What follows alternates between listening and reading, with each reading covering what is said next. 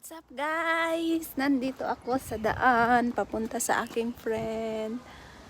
Ayan. Pasyalan ko lang po ang aking kaibigan.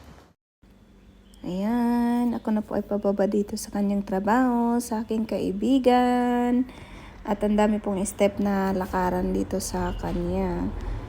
Ayan po. Papunta na po ako dito. Papasok na dito sa kanyang trabaho at aking panghahanapin kung asaan ang trabaho ng aking kaibigan kasi malawak itong building.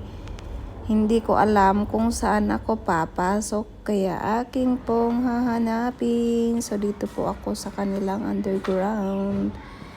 Ayan, ganito po yung kanilang sirok. Tuyak sirok da. And ito yung pinasukan ko na hagdan. Yan. Pataas ako dito. Alam niyo ba mga kapatid? Dito sa aking tinaasan ay pinasok na step na ito is hindi pala dito. Kaya bumalik ako doon. Ito na pabalik ako sa isang building.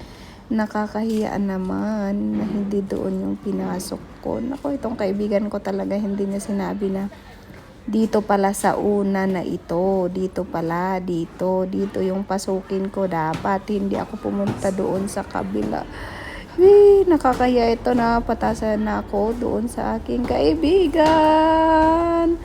Ayan, dito na, ito na ang aking kaibigan na aking pinasyalan sa kanyang trabaho. Yan, masaya po ang kanyang lola. Ito yung picture namin. Palabas kami diyan. Ito yung kaibigan ko na aking pinasyal. Yung maganda kong kaibigan na ano. Si malaki at si maliit. Ito yung maliit kini malaki na nagtuyo.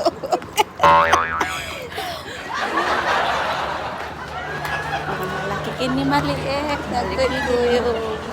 2 inches lang. Nastahan eh.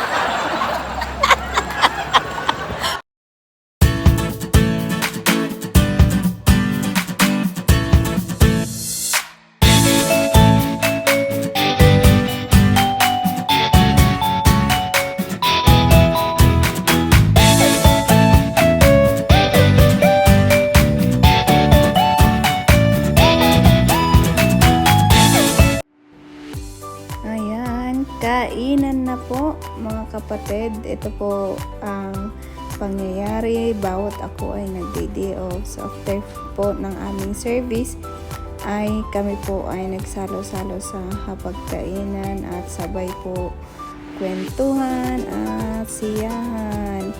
Ayan, so ganyan po ang aking day off. So every day off ko po aking sinusulit kung saan nakita ko po ang mga kapatiran na ito, nakasama ko in short hours po ay we need to spend time with them to pray, to sharing at sabay tawanan po sa mga kwentuhan na nakakatawa. And ito yung mga bagay na we need to cherish, kasi minsan sa buhay natin hindi natin alam kung kailan ulit tayo magkikita at kung kailan ulit tayo magsasama. So this is my day off, how I spend it. So I go with my friends and visit them and then pray with them. So this is it. At ako ay nakauwi at nakahiga na.